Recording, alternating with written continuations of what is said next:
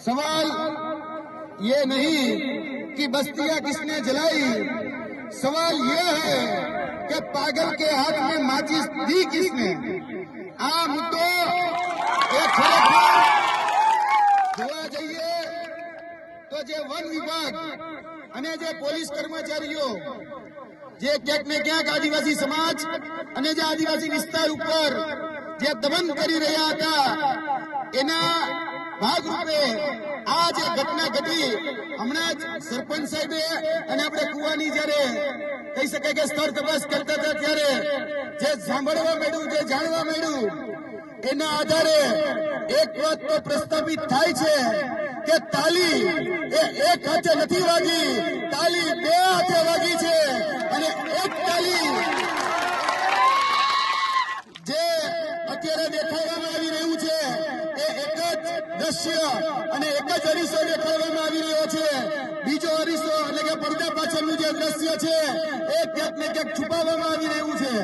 જે રીતે આદરણીય સરપંચ સાહેબે જે રીતે વાત કરી કે અહીંયા જયારે કુવો ખોદાતો હતો ત્યારે જે વિધવાબેન તેમના પતિશ્રી હતા એ જયારે કુવામાં કામ કરતા હતા ત્યારે એમનું એમાં દેહાંત થયેલું અને ત્યારબાદ આ જે કુવો છે એ કુવાના દ્રશ્ય પણ અત્યારે અમે નિશાળ્યા. એ બાબત એ વાત ઉપરથી અહીંયા જે કહી શકાય કે આદિવાસી સમાજ અને આદિવાસી વિસ્તાર ઉપર જે રીતે વન વિભાગ, પોલીસ વિભાગ અને તંત્ર નો જે ટોળો આ જમીન ઉપર, આ જંગલ ઉપર અને આપણી જે સંપદા આ જમીન નીચે જે આવેલી છે એના ઉપર આવેલો છે એટલે ક્યાંક ને ક્યાંક દમન કરી આ રીતે પડાવી લેવાના ભાગરૂપે ક્યાંક ને ક્યાંક હેરાન પરેશાન અને નડગત કરવામાં આવે છે. મેં તમને પહેલા કહ્યું એમ કે તાલી એક હાથે નથી વાગી, તાલી બે હાથે વાગી છે. જે પણ અહીંયાથી દ્રશ્યો જે સામે આવ્યા તે દ્રશ્યો ઘણા છુપાવવામાં આવી રહ્યા હતા. પોલીસ વિભાગ એક તરફી જ અત્યારે વર્ઝન આપી રહ્યું હતું. પોલીસ વિભાગના કે પછી વહીવટી તંત્રના જે પણ કર્મચારીઓને ઈજા પહોંચી તો ત્યાં સુધી અહીંના નેતાઓ, અહીંનું પ્રશાસન, અહીંનું વહીવટી તંત્ર એ બધું પહોંચી જાય છે. પણ આદિવાસી સમાજના આપણા 15 બાળકો, 15 યુવાનો ને ઈજા પહોંચી તો કઈ ખબર અંતર પૂછવા નથી આવતા. આ છે વાસ્તવિકતા, આ છે પડદા પાછળનું દ્રશ્ય. પેલા આ જગ્યા ઉપર, જે જગ્યા ઉપર અમે ઉભા છીએ ત્યાં જે રીતે સરપંચ સાહેબે વાત કરી, જે રીતે ગ્રામજનોએ વાત કરી કે પોલીસે પેલા અહીંયા આદિવાસી સમાજના બાળકોને દોડાવીને માર્યા છે, આદિવાસી સમાજને હેરાન કર્યો છે. આદિવાસી સમાજે સ્વરક્ષામાં છેલ્લે કાંઈ ન વધે ત્યારે એ ક્યાંક ને ક્યાંક જે વસ્તુ મળી એનાથી પોતાનો સ્વ બચાવ કરેલો છે.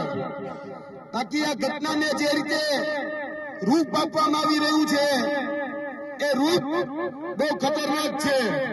જે કહેવામાં આવી રહ્યું છે કે આદિવાસી સમાજે હિંસા કરી તો આપણે પૂછવા માંગીએ છીએ ગ્રામજનોને કે આદિવાસી સમાજ ક્યારે હિંસા કરી શકે ખરી? ક્યારે હથિયાર હાથમાં લઈ શકે ખરી? એ તો ભાઈ તમે છંછેડ્યા, હવે તમે જો છંછેડો પણ છોડવાના કોઈ ન આવે એટલે છંછેડવા નહીં. મહેરબાની કરી આદિવાસી સમાજ શાંત બેઠો છે. આદિવાસી સમાજ લાગણીશીલ છે. આદિવાસી સમાજે હંમેશા માન મર્યાદા સાથે રહેનારો સમાજ છે. પણ જો તમે એને છંછેડો તો પછી કોઈને છોડે નહીં. પેલો પ્રહાર એ પોલીસ અને વન વિભાગના માધ્યમથી કરવામાં આવ્યો. એના પ્રતિકારના ભાગરૂપે આ જે ઘટના બની એમાં ક્યાંક ને ક્યાંક હજી પણ અધૂરું ચિત્ર એ રજૂ કરવામાં આવી રહ્યું છે. પોલીસ સામે બીજા પક્ષે એફઆઈઆર નોંધતી નથી. શા માટે એફઆઈઆર નોંધતી નથી? કોના ઈશારે એફઆઈઆર નોંધવામાં નથી આવતી? ક્યાં અધિકારીઓ, ક્યાં એસપી, ક્યાં નેતાઓ આ જ વિસ્તારમાંથી વન પર્યાવરણ મંત્રીનો હવાલો લઈને બેઠા છે નેતાઓ? એ નેતાઓ ક્યાં છે ભાઈ? કેમ આદિવાસી સમાજની પૂછપરછ કરવા માટે નથી આવતા? ત્યાં પ્રશાસન તંત્ર કે વહીવટી તંત્રના અધિકારીને મળવા જાય છે તો આદિવાસી સમાજની એને ચિંતા નથી? એને આવવું જોઈએ ને. આદિવાસી સમાજને પાડેલિયા ગામે આવીને મુલાકાત કરવી જોઈએ. પણ એ ક્યાંક ને ક્યાંક જે ષડયંત્ર અને જે કાવતરાના ભાગરૂપે કે પોલીસ તંત્રના અધિકારીઓને જે બચાવ કરવા માટે, જે વહીવટી તંત્રના વન અધિકારીઓ છે એને બચાવ કરવા માટે જે રીતે આના નેતાઓ કામ કરી રહ્યા છે એને ઓળખી લેવાનો સમય આવી ગયો છે.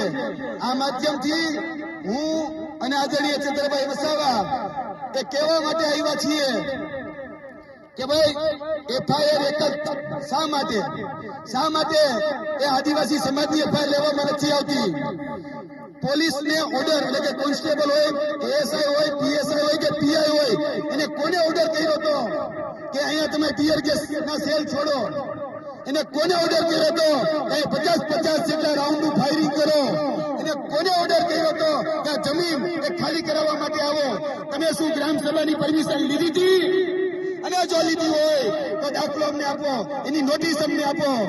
અને જોવા જઈએ તો વન અધિકાર નિયમ જે આપણે 2006 આપણે કોઈ નોટિસ લેવાની જરૂર હોતી નથી જો આપણે પોતાનો હક રાખતા હોય તો.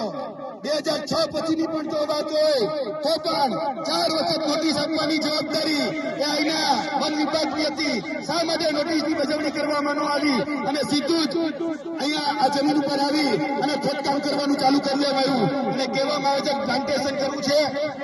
એટલે ભાઈ ડિસેમ્બર મહિનામાં શેનું પ્લાન્ટેશન કરવું જોઈએ? તો આવો 2 મહિનામાં, 3 મહિનામાં. એટલે આવી ખોટી વાતો કરવાની બંધ કરો.